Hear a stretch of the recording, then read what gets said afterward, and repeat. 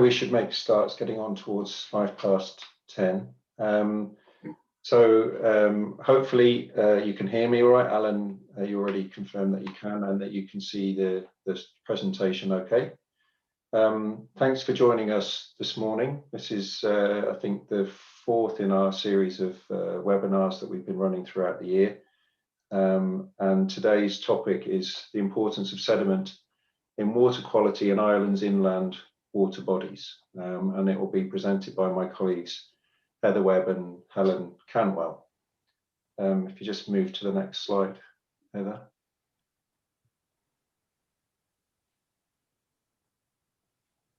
Yeah, so that's us.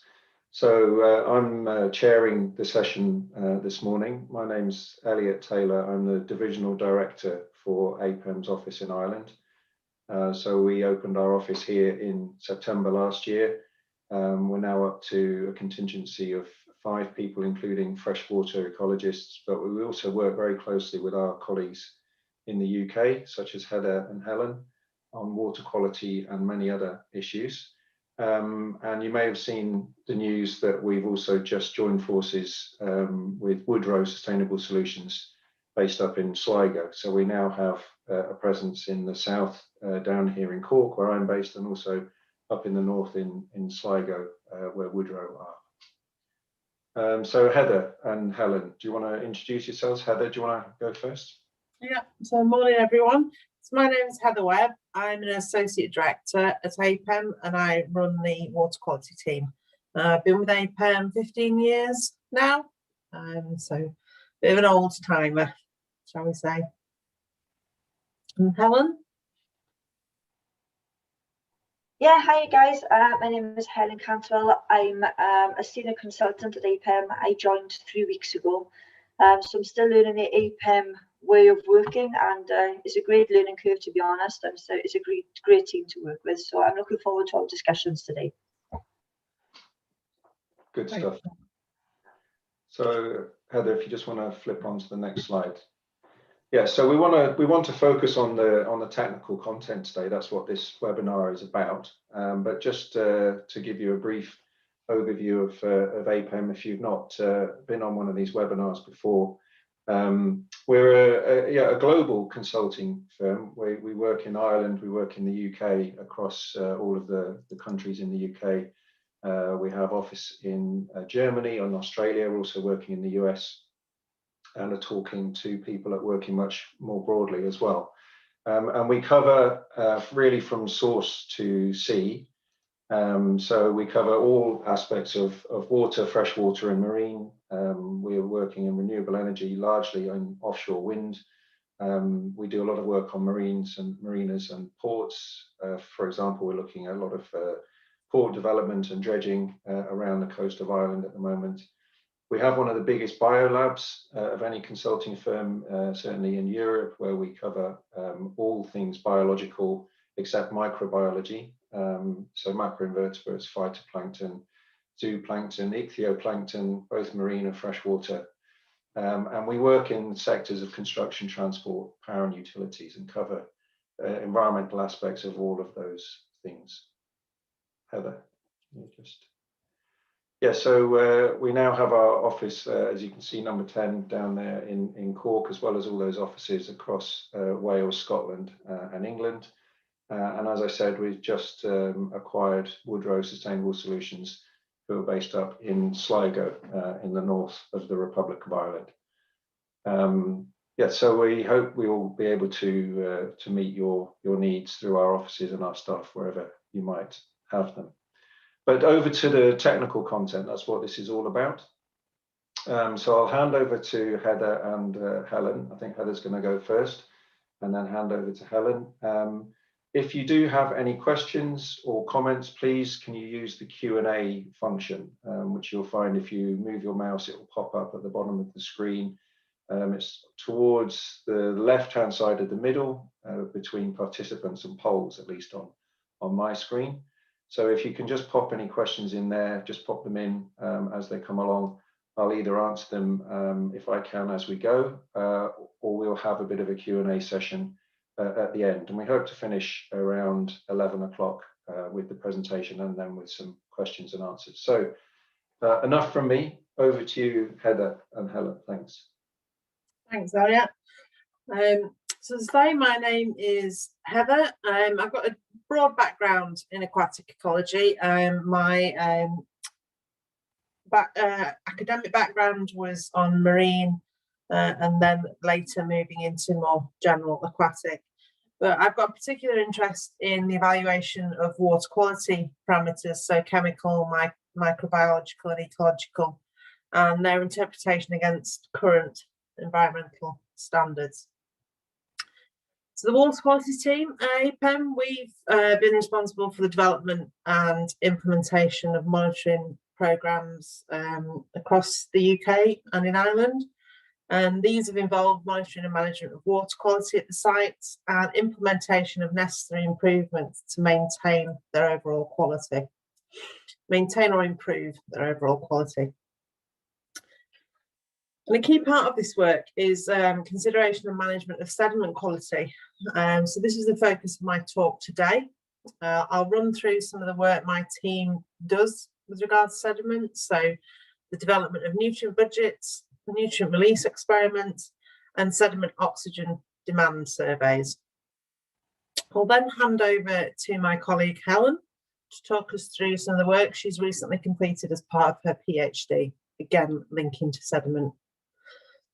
So as Elliot says, there'll be time at the end for any questions. If you want a separate discussion with myself, Elliot or Helen, then let us know and we can give you a separate call outside of this.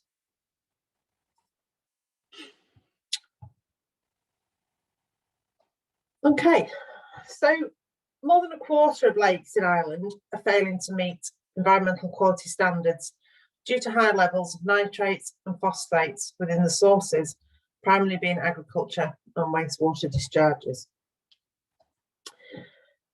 And the quality of lake sediments can significantly impact the conditions of water bodies, resulting in a deterioration in quality under certain conditions. So a large proportion of the nutrient input into lakes eventually becomes incorporated into the sediment. So this is including dead algal cells, which then sink to the bed.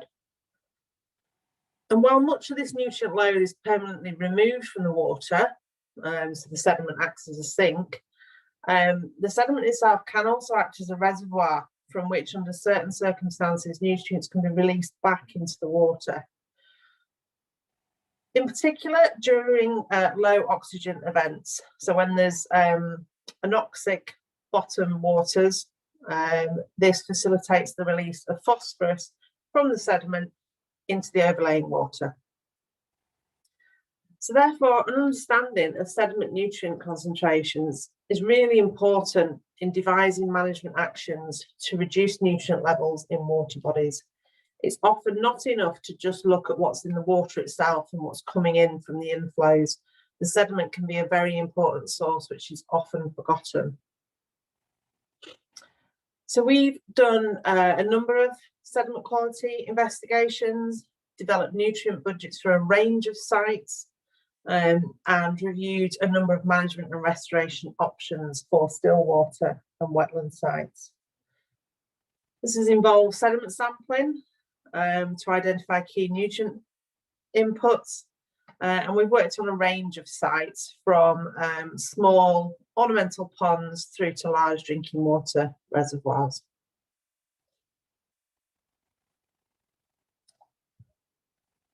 So, as I say, the sediments are a natural sink for nutrients, but also, under certain conditions, a source. And that's the process referred to as internal loading. And that internal loading, if not managed, can result in deterioration of water quality, regardless of what you're doing in the catchment or in the reservoir or lake itself.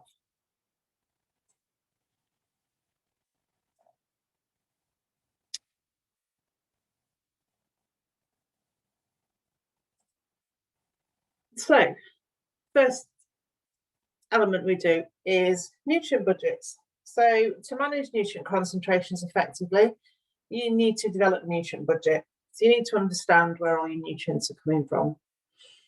And this budget identifies the sources of nutrients to the system and the relative contribution of each source to the total load.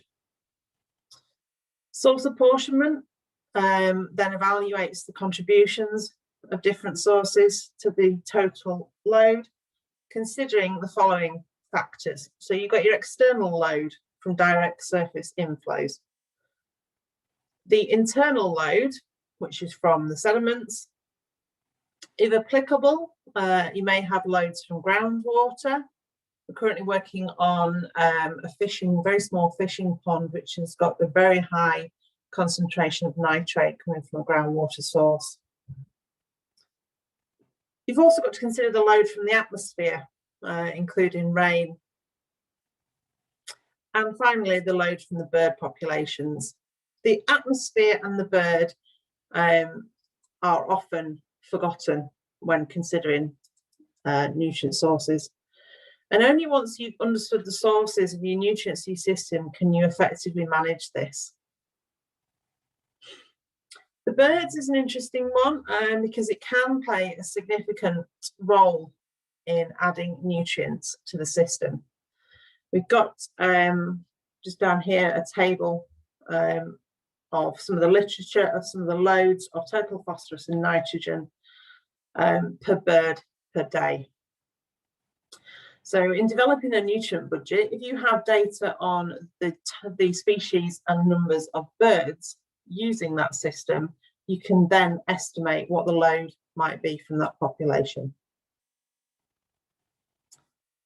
With regards to the atmosphere, so we have done direct measurement of this before from rainfall traps and monitoring systems. Based on a review of the literature, the phosphorus content of rain is generally low, so less than 30 micrograms phosphorus in unpolluted regions, but can be over 100 micrograms of total phosphorus in urban and heavily industrialized areas. In rain, you can get between 0.01 and 0.65 grams per square metre per year. Now, there's two ways of estimating a nutrient budget. From real-time in-field measurements of each of these things. So with regards to surface inflows, you would measure nutrient concentrations and flows in the stream to determine a load. But then you can also apply export coefficients from a range of literature on this subject. And in many instances, the nutrient load is developed by a combination of the two, depending on the project outcome and of course the project budget. But the overall aim of a nutrient budget is to determine what are your significant sources and hence where is the best place to target management actions. A key example of this is there is no point tackling a catchment issue if the sediment is the major contributor to the nutrient load within your lake. This is because if it's the most significant, whilst you're reducing the catchment inputs, the sediment will still remain as a source. And you can do things in that situation. You can look at sediment dredging, sediment capping to remove that input. So we've just got an example here of a nutrient budget for one of the sites that we've worked on. As you can see here, the waterfowl 25%, so not an inconsequential amount of nutrients from the birds, and 8% from rainfall. And then these are the inflows into this system. And so you can see from here that we've identified the main inflow, and there are works being done on that inflow to reduce the load from that.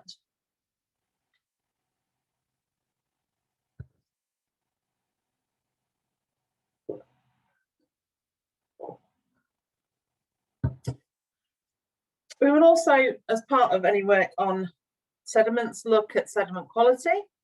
So we'll collect samples and look at a range of nutrients in the sediment. And Helen will talk more about this later on. But there is a threshold value in the literature of 1,000 milligrams per kilogram total phosphorus. And above that, it's more than likely that phosphorus will be released into the water column during certain circumstances.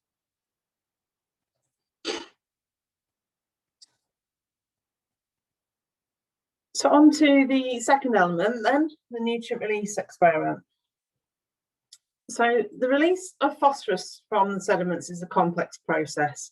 It's often enhanced by low oxygen concentrations, as I mentioned at the start. Under oxygenated conditions, the release of phosphorus is generally suppressed. But under low oxygen concentrations, which are most prevalent during the summer, the process of stratification can lead to bottom water anoxia, and that allows nutrients to be released from the sediment. Now, in view of this, we've done a number of nutrient release experiments whereby we aim to quantify the potential for sediments to release phosphorus into the water column. We do this by collecting 2 sediment samples per site and a sample of the overlaying water. We then transfer those into laboratory conditions, so replicating the sediment with overlaying water into tubs within the laboratory environment. We collect water samples from the bottom waters at each site in the field, which acts as a baseline. We then subject the cores to oxic or anoxic treatment over the course of 8 days. So you've got your 2 replicates, one will be oxic, one will be anoxic. And we do that through the use of nitrogen gas. The use of nitrogen means that we can't do this experiment for nitrogen because obviously we're adding nitrogen. So the data will be incorrect for that. But also nitrogen doesn't tend to come out of the sediment in the same way as phosphorus does. So over 8 days, we continue the treatment, and at the end, we take a sample and determine the increase or sometimes decrease in concentrations in the water following the various treatments. And here we've got some of the latest results from one of our sites in the northwest, and you can see here much larger increase in orthophosphate in the anoxic treatments at all sites, except site 7. We then can multiply this up, so we get an amount of phosphorus potentially able to be released from the sediment under anoxic conditions.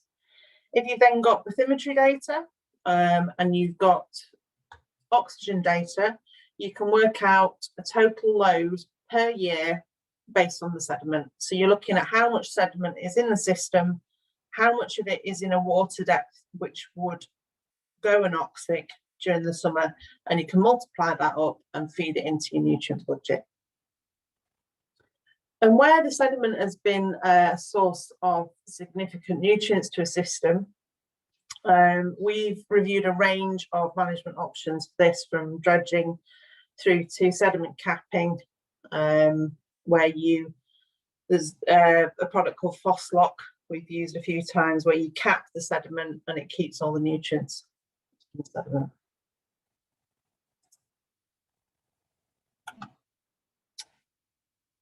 And the final thing for me then is to talk about the sediment oxygen demand.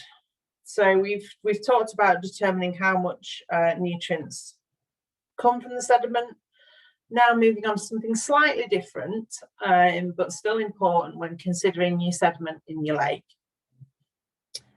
The sediment oxygen demand is the oxygen demand of the sediment. So the interactions between the sediment and the water play an important role in determining overall water quality. And one of the biggest impacts on the overlaying water is the potential for the sediment to strip oxygen out of the water column. So that's what sod is.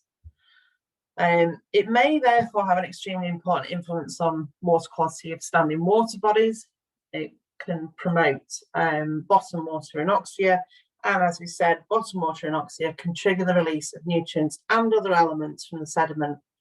I say other elements there, we've measured iron and manganese coming out of the sediments during periods of bottom water anoxia, in particular affecting drinking water supplies.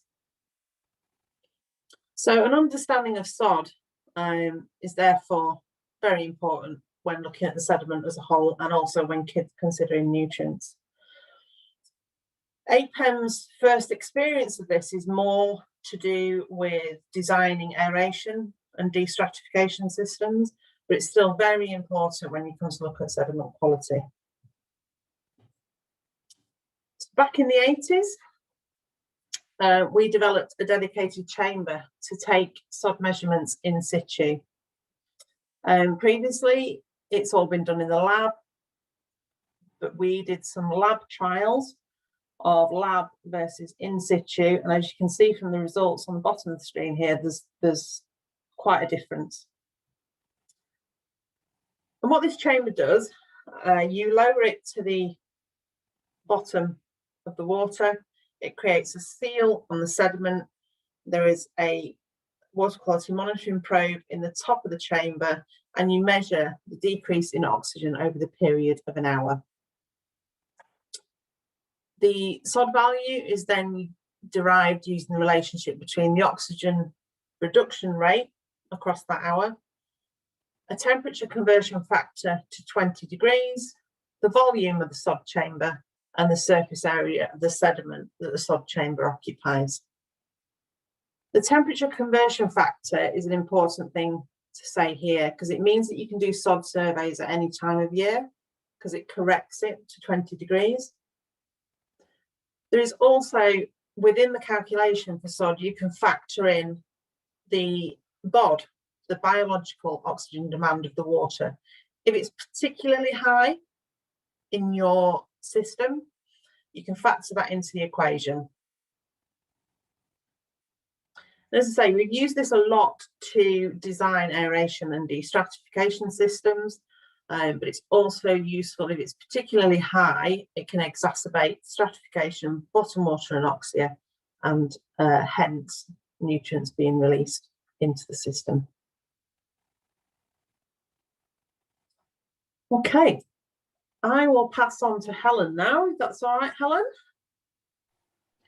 Hi Heather, yeah, that's fine, thanks very much. Hi guys, my name is Helen Cantwell, and my background is typically reservoirs which feed treatment works and how they respond to climate change with regards to drought conditions, variations in active pumping regimes, frequencies, rainfall events, and the like. So this is what I'm going to talk about today, which is the dynamic sediment. And I use the word carefully there, dynamic, not just the sediment, because I need to express how important it is to remember that the sediment is never still. If you take a sediment sample today, you can't take that sediment sample as representing the reservoir for the next week, 2 weeks, year, or even till tomorrow potentially. Because conditions within the sediment are constantly changing. So essentially, the samples that you actually take today are nothing more than a snapshot in time. And you want to be able to understand how the sediment is contributing to the water quality of the lake or the reservoir, then it's something that is going to be needed. It's going to be an ongoing process. It's not a one-off sample. Similarly, it's important to take samples at various locations within the reservoir or the lake, as one sample at one designated location within the reservoir or the lake will not be sufficient, because it would simply represent that particular area. Sediment composition concentrations and also then ratios will also change. Usually we have influences such as weather conditions. We can have an increased frequency of rain, or we can have a reduced frequency but a heavier volume of rain. Now, this can actually destabilize any sediment bank that may be exposed, for example, during drought conditions during the summertime, and wash this unstable sediment from the banking into the reservoir. We could have sediment disturbance, such as by the wind, for example. So if you have a shallow area of water, then the wind can come along, it can disturb the water, and it can have an effect on the sediment below. The seasons, of course, we can have a drought in the summer, heavier rain and wind during the winter, although this may be changing somewhat as a consequence of climate change, depending on the area and location and how long we're looking into the future. There are inflow patterns, which are directly affected by the weather. So if we are in drought condition, you're likely to have less of an inflow or less inflow points into a lake or a reservoir. So this as well affects the sediment dynamics around those locations, where they're more likely to be less disturbed if the inflow stops, and more likely to be disturbed during areas where you have higher rates of inflow because of heavy rain. Abstraction patterns. So, for example, if we have a reservoir which is fed by a river, but it's not naturally filled up with the river, if it's abstracted from the river point and then pumped underground to the reservoir, then the inflow section there of the abstracted water, that can create its own path. But when you abstract and then you stop, and then you have a drought, and then you restart the abstraction process, that is going to have a direct effect upon the sediment layout. We have water activities. Some reservoirs and lakes are open to wind sports, swimming, open swimming, and the likes, and boats. And then we have the invasive species, for example, the zebra mussels, which is what I've mentioned here. Zebra mussels tend to dominate the periphery of a reservoir or a lake, and they have a direct effect upon the localized sediment around the periphery. And that becomes more of an issue when we have a drought condition. So the level of the reservoir or the lake decreases, and it exposes these organisms, it exposes the mussels, and then they desiccate. But once the levels of the water rise again, all of the consequences of their presence, such as an accumulation of the feces, the organisms within the pseudo-feces, and then you have the phosphorus accumulated around that particular periphery, will all get washed back into the water. So I'll do Chris Whitty, as you said. Heather, could I have a next slide, please? Thank you. Sediment redistribution. Now, we can have sediment within the reservoir, which can be there for a very, very long time, but it doesn't mean that it stays in the one area. An example I have here, which I've already mentioned, is wind and wave action. Now, you could have a lot of sediment within the deep areas of a lake or a reservoir, and also in the shallow areas, but the ones in the shallow area are more likely to be resuspended and redistributed as a consequence of changes in water depth and wave action and the rain that we have. The inflow route erosion is actually quite an important one. I've included a photograph here. I hope it's quite clear to you. This photo here, I'll if I can just have the arrow here. In the distance, I don't know if you can see, there's an edge to the banking, right in the distance, right on the horizon, there's a green edge. Now that is the typical edge of the reservoir where this photograph was taken. Now usually the water is high enough to meet the furthest edge that you can see just on the tree line in the distance. This photograph was taken during a drought conditions at the time. That's it, thank you, Heather, at one of the reservoirs.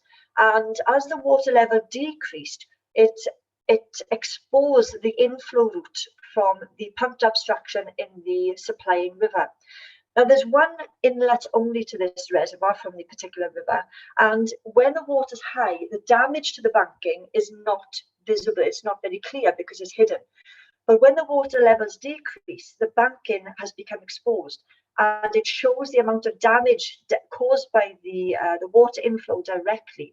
Now, the inflow, there was no canyon there, it was all one level ground.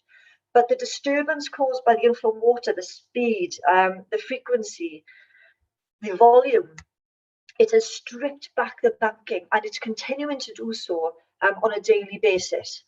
This will also respond to any stops in abstraction, because during time when it stopped during drought conditions. As you can see in this photograph, the banking has become more destabilized because it's allowed to dry out, it's desiccating.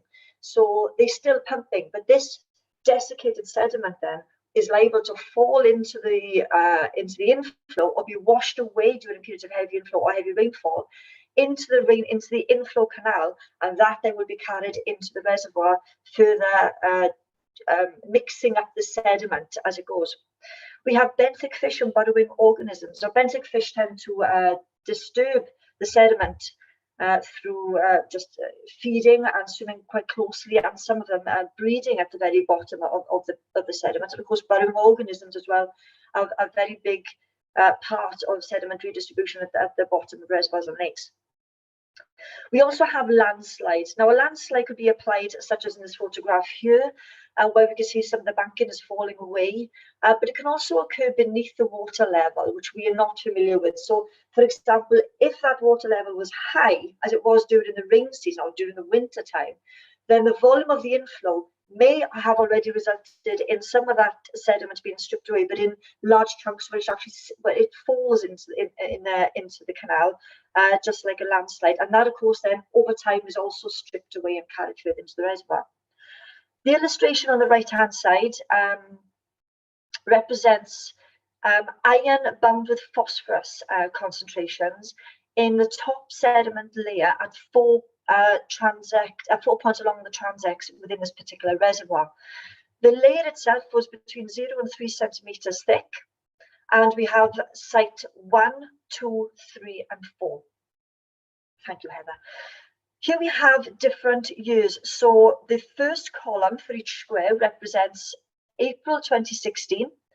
Next to that, we have July 2017. Then we have April 2018 and July 2018. So we can see here how much the sediment has changed over that space of time. Now, ideally, we should have actually done some sampling closer together, and that would also better illustrate how much the sediment composition changes over that time. Could you have the next slide, please, Heather? Thank you. The sediment depth. So sediment composition will vary with depth. It's not just going to vary at the utmost surface in the top 0 to 3 centimeters. It'll actually, it'll be, depending on the location, of course, of the sediment, it can be disturbed in the shallow, not so much in the deep, etc., etc. So the depth of the sediment is also liable to change over the time as well. So the surface composition can indicate a risk of cyanobacterial bloom, historic deposition of nutrients and metals, historic benthic primary activity, and autochthonous versus allochthonous sources of nutrients. So, for example, we have a graph on the right-hand side here for total organic carbon. Now, this was actually taken at the same reservoir again. Site 1 was at the southern side of the site, which is by a dam, which is deeper, and the opposite, which was site 4, which was taken not far from the inflow that you saw on the previous slide, which is quite shallow. And you can see the variation in total organic carbon illustrated through the depths of the sediment. Now, this is really important because a high level of total organic carbon, primarily at the surface of the sediment, is liable to fuel benthic microbial activity. Now, the benthic microbial activity in itself will use up the oxygen and decrease the redox conditions. Now, when you have a decrease in redox conditions due to absence or decrease in oxygen, as Heather mentioned earlier, you're more likely to get phosphorus released from the water.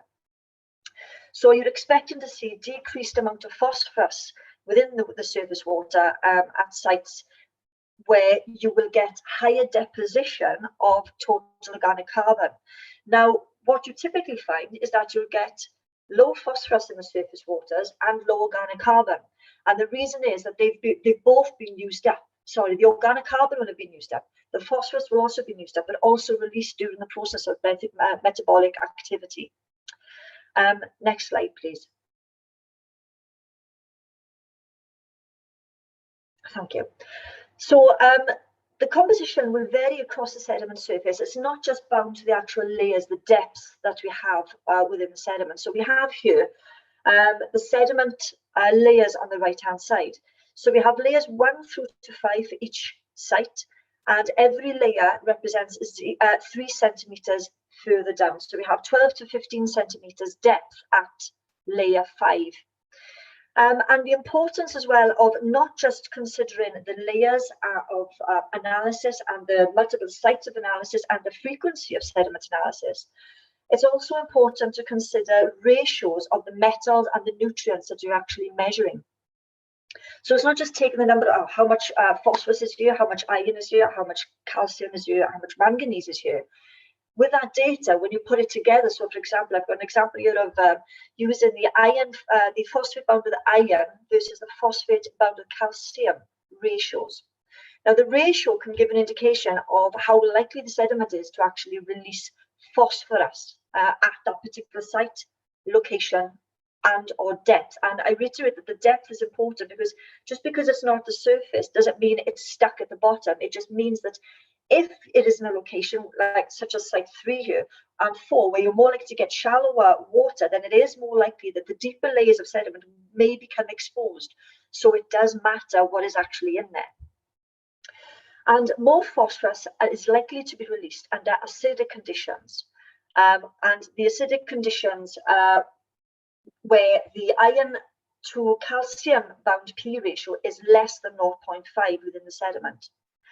Conversely, where the ratio is greater than 0.5, you're more likely to get the phosphorus released under alkaline conditions. So as you can see here, as you can see here, the date of April 2016, the first column, the condition of the sediment within this particular reservoir, you were more likely to see the phosphorus released during acidic conditions. But as we move through the years, you have July 17, April 2018, and July 2018, the reservoir actually changed. The sediment actually became a different risk with regards to phosphorus release, and it changed in response to the change of conditions and the sediment fallout and the sediment exposure, where we found that there was a greater concentration of iron-bound phosphorus relative to calcium-bound phosphorus in the layers in the sediment. Consequently, this became a reservoir where the phosphorus is more likely to be released under alkaline conditions. So then we were able to adjust our monitoring and our reservoir management to take that into consideration. So this data, this information from the data can actually highlight risks of taste and northern events with regards to conditions that you're most likely to see them, so alkaline or acidic water, the locations within the reservoir or the lake, whether it's in the north, south, middle, west, east, wherever you select a sample. And it's also important, like I said earlier, to have more than one sampling site. And it also tells you whether cyanobacteria are actually likely to develop and increase the taste and odor risk as a consequence of metabolite change in metabolic processes. We're most likely to get Josmin and 2-MIP as a consequence of the change in metabolic conditions, metabolic responses to the conditions. But that will actually tie in with ammonium concentrations, the other ratios such as total phosphorus with total nitrogen. So I hope this has increased your awareness of how important it is to sample sediment frequently, but also different locations within the one reservoir or lake. And also don't forget to consider the deeper layers as well, because they can also give you a greater understanding of the risks with regards to disturbance. Thank you, Heather. Thank you, Helen. Okay. Thank you, everyone, for listening. I'll open the floor to any questions. Alan, so you mentioned wildfire having a definite contribution to loading. Have you any experience of lakes where the continuous stocking of fish or angling has increased sediment loads and added to algal blooms? Yes, depending on the fish being stocked and the bait, they can also contribute to nutrient loading in a reservoir.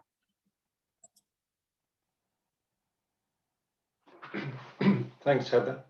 Anyone else have any other questions for our presenters this morning? You can come on, you should be able to take yourself off mute if you want to ask, or you can type a question into the chat.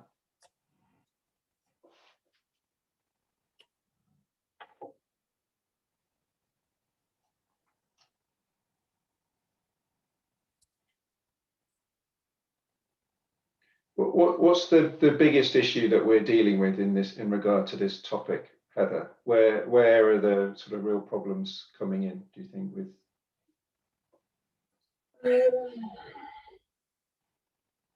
I think with where sediment is a problem, the cost is often quite high to sort out sediments. If we're thinking of dredging large lakes and reservoirs, there's obviously a significant cost associated with that, and that's the reason these techniques such as the sediment capping have come into force.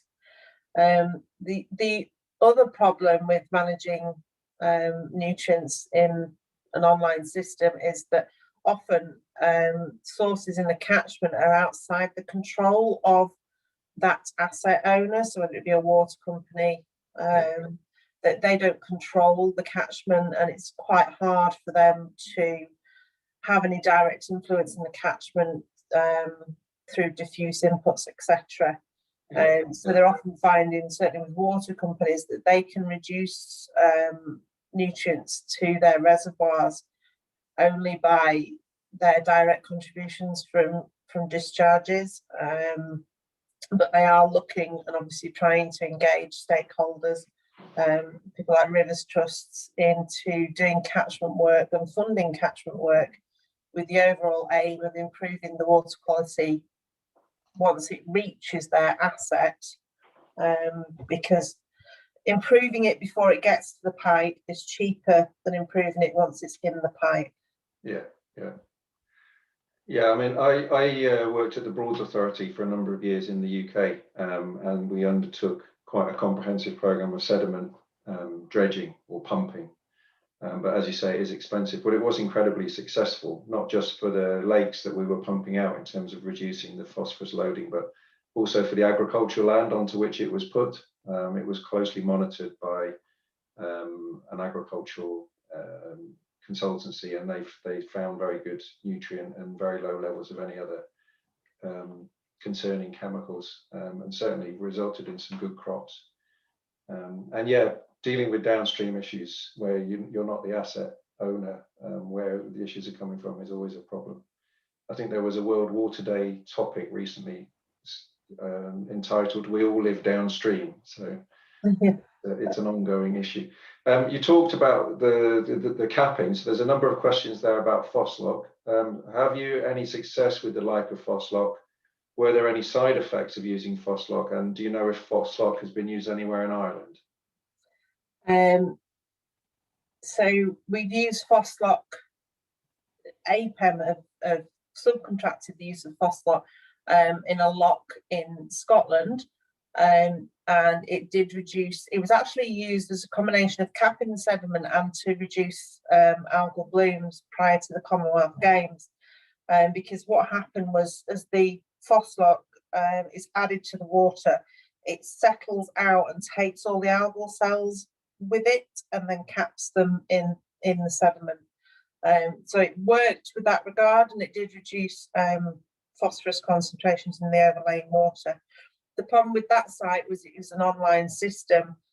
Within a year, 2 years, there was fresh phosphorus from a heavily urbanised catchment coming into the lake. So it wasn't successful in that regard because there were fresh inputs still coming in to the reservoir. But there's a number of papers and a lot of work done on Phoslock. I don't know that it's been used in Ireland. I do have contacts at Phoslock I'm happy to pass on to anyone if you want to discuss with them in particular.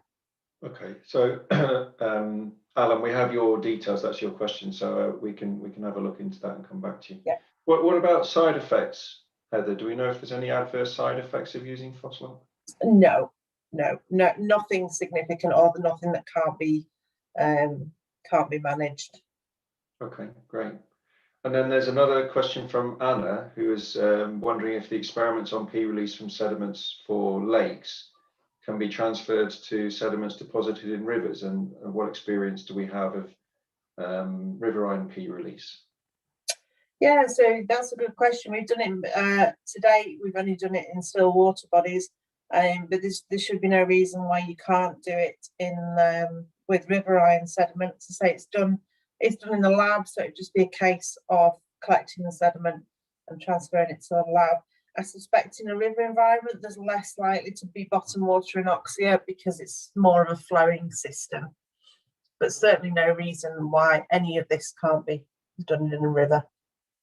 Yeah, so I guess the more sluggish and perhaps nutrient enriched the river is, the more likely the P release might also occur. Yeah. Especially in the warmer weather that we've been having.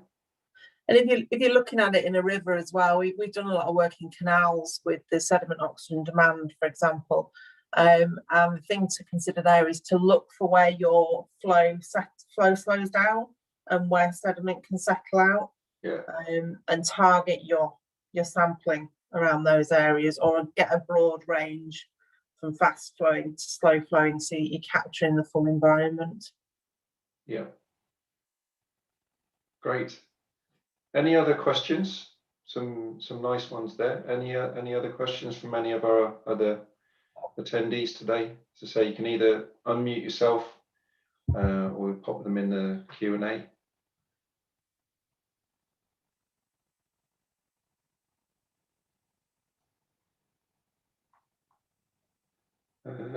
There's one in the chat here. Has there been a study on how livestock and bank erosion can impact phosphorus? I'm sure there's thousands of papers out there. We know it does. Phosphorus binds to sediment, so it's a big part of catchment work to reduce nutrient concentrations, is to look at buffer strips.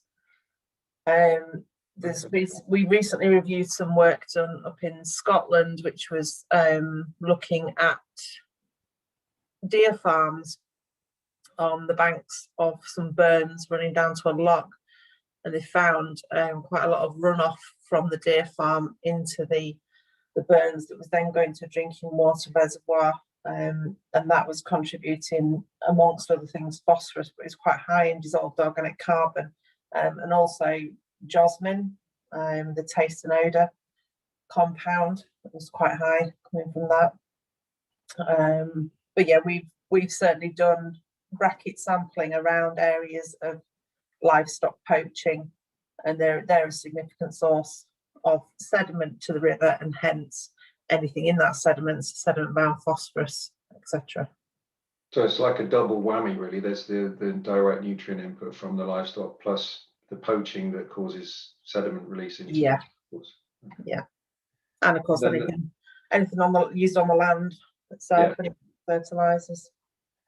And there's another question in the chat, Heather. Have you done any research into how sediment movement in lakes created by impounded rivers affects sediment transport into the downstream river system? For example, overtopping weirs. APEM has, not me directly. Yes, we've done some work up in Scotland on that. I can provide more information on that. Okay, that's a question from Harriet Alvis. So again, Harriet, we should have your contact details so we can come back to you. So that's Alan and Harriet that we will go back to with emails. Anything else?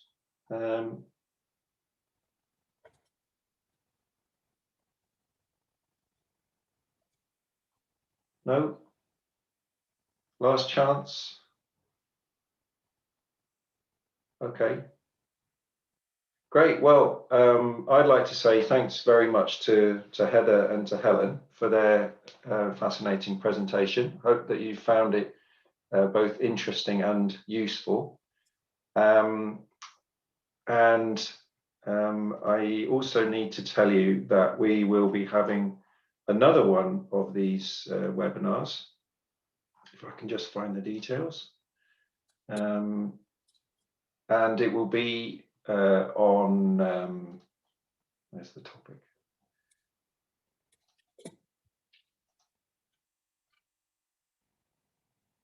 assessing the ecological impacts of abstractions and impoundments, lessons and challenges. And that's scheduled for October the 13th, again at 10 a.m. And it will be delivered by my colleague, Associate Director Hannah Austin, who's a colleague of Heather's as well in the UK. So yeah, Hannah will be talking about an increasingly important issue here in Ireland of assessing the impacts of abstractions and impoundments. I know that that's something that we're having to get to grips with here as well. So it will be advertised to you all who've signed up to this meeting and also through our social media channels. So if that's of interest to you or your colleagues, you can register already now. And as I say, it will be delivered on 13th of October at 10 a.m. So Harry, that might be a good one to follow on your question about impoundment. That might be a good one to attend. yeah. Okay, great. So we hope to see you all again at another talk. Otherwise, I wish you a good day and good holidays if you haven't taken them yet. And enjoy the rest of the day. Thanks, everybody. Speak to you soon. Thank you. Bye.